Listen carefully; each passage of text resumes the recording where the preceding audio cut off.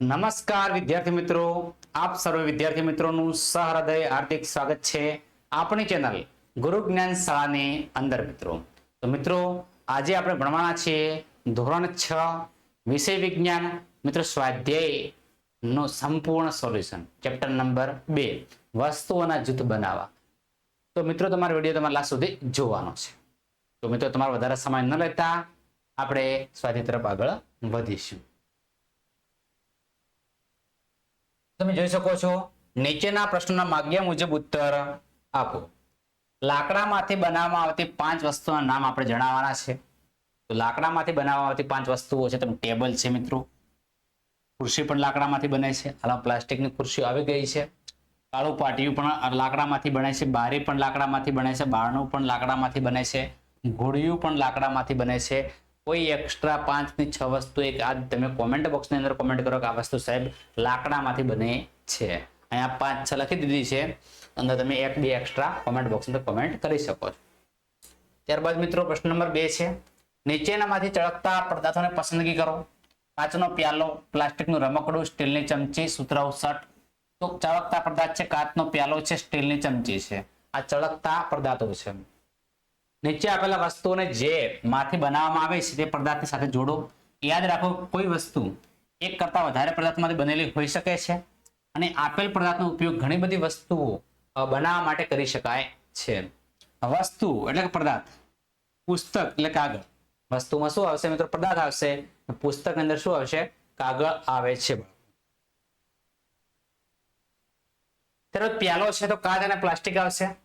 ખુરશી તો લાકડાની પણ હોય, પ્લાસ્ટિકના પણ હોય, આપણે અલગ થઈ ગઈ. રમકડું લાકડું પણ હોઈ શકે, પ્લાસ્ટિકનું પણ હોઈ શકે. ચંપલ મિત્રો ચામડાના હોય. ચંપલ શાના હોય છે? ચામડાના ચંપલ આપણને જોવા મળે છે. નીચે આપણે વિધાનો સાચા છે ખોટા તે આપણે જણાવવાના થાય છે. પથ્થર પારદર્શક છે. પથ્થરમાં પારદર્શક એટલે આપણે આરપાર જોઈ શકીએ પારદર્શક કહેવાય. તો પથ્થરમાંથી આપણે આરપાર જોઈ શકતા નથી. જ્યારે કાચ અપારદર્શક છે. મિત્રો કાચ પારદર્શક પણ હોઈ શકે અને અપારદર્શક પણ હોઈ શકે, પરંતુ જે પથ્થર છે મિત્રો પારદર્શક નથી, માટે વિધાન કેવું છે? ખોટું છે. કાચ અપારદર્શક નહીં પણ કાચ પારદર્શક હોય છે. નોટબુકમાં ચળકાટ હોય છે. નોટબુક મિત્રો ચળકાટ મારતી નથી, જ્યારે રબરમાં નથી હોતી. તો મિત્રો આ વિધાન કેવું છે? ખોટું છે. રબર ચળકાટ મારે છે, નોટબુક ચળકાટ મારતી નથી. ચોક પાણીમાં દ્રાવ્ય છે. મિત્રો વિધાન ખોટું છે, અદ્રાવ્ય છે. તમે ચોક પલાળી ને બ્લેકબોર્ડ ની અંદર લખી શકો છો, માટે ચોક કેવો છે? અદ્રાવ્ય છે. અહીં દ્રાવ્ય લખેલું છે. લાકડાનો ટુકડો પાણી પર તરે છે. વિધાન સાચું છે. લાકડું એ પાણી કરતા હલકું છે, માટે શું તરે છે? ખાંડ પાણીમાં દ્રાવ્ય થતી નથી. વિધાન ખોટું છે. તમે મિત્રો લીંબુ શરબત બનાવો છો ત્યારે ખાંડ તમે પાણીમાં નાખજો અને તમે લીંબુનો રસ નાખજો અને પછી હલાવજો, એટલે ખાંડ ઓગળી જશે. માટે મિત્રો ખાંડ શું છે? દ્રાવ્ય છે. ઓકે. તેલ પાણીમાં મિશ્રિત થઈ જાય છે. વિધાન ખોટું છે. વિધાન કેવું છે? ખોટું છે, કારણ તેલ પાણીના ઉપર તરે છે, મિશ્રિત થતું નથી. રેતી પાણીના તળિયે બેસી જાય છે. વિધાન સાચું છે. તમે પાણીને રેતી નાખજો તો તળિયે બેસી જશે. સરકો એટલે વિનેગર પાણીમાં દ્રાવ્ય છે. વિધાન કેવું છે? સાચું છે બાળકો. ત્યારબાદ નીચે કેટલીક વસ્તુઓ તથા પદાર્થોના નામ આપેલા છે. પાણી છે, બાસ્કેટબોલ છે, નારંગી છે, ખાંડ છે, પૃથ્વીનો ગોળો છે, સફરજન છે અને માટીનો ઘડો છે.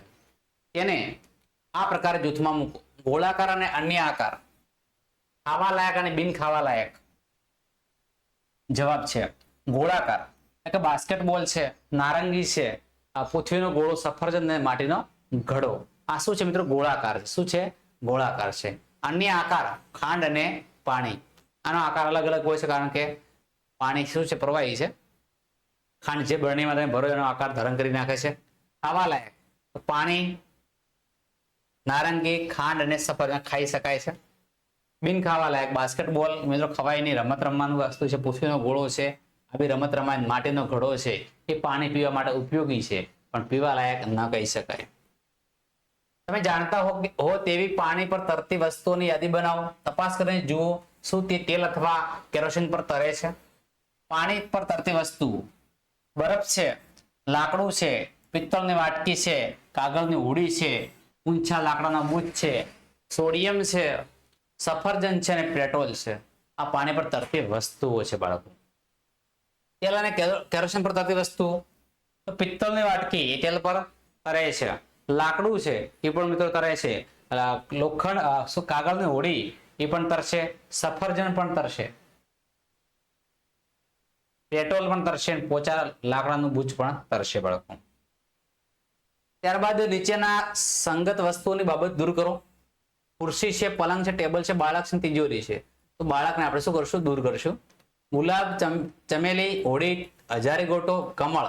તો હોડી મિત્રો દૂર થશે. બાકીને બધું સેમ છે, અલગ નથી પડતું. આ સંગત જે અલગ પડતું આપણે દૂર કરવાનું થશે. એલ્યુમિનિયમ, લોખંડ, તાંબુ, ચાંદી, રેતી. રેતી મિત્રો કેવી પડે છે? અલગ પડે છે, આપણે દૂર કરી શકીશું. તો મિત્રો ખાંડ છે, મીઠું છે, રેતી છે, કોપર સલ્ફેટ છે, બરાબર છે. તો રેતી મિત્રો શું થશે? દૂર કરી શકાય. આ સંગત છે. તો મિત્રો આ છે આજનું ધોરણ 6 નો મિત્રો સ્વાધ્યાયનું સંપૂર્ણ સોલ્યુશનનો વિડીયો. જો વિદ્યાર્થી મિત્રો તમને વિડીયો પસંદ આવ્યો હોય તો ખાસ લાઈક કરજો. ચેનલ પર નવા હોય તો ચેનલને અચૂક સબસ્ક્રાઇબ કરજો. બાજુમાં આપેલા બેલ આઇકનને પણ પ્રેસ કરજો, જેથી કરીને આવનારા વિડીયો નોટિફિકેશન સૌપ્રથમ વિદ્યાર્થી મિત્રો તમને મળતી રહે. અને તમારા મિત્રો સાથે ખાસ શેર કરજો.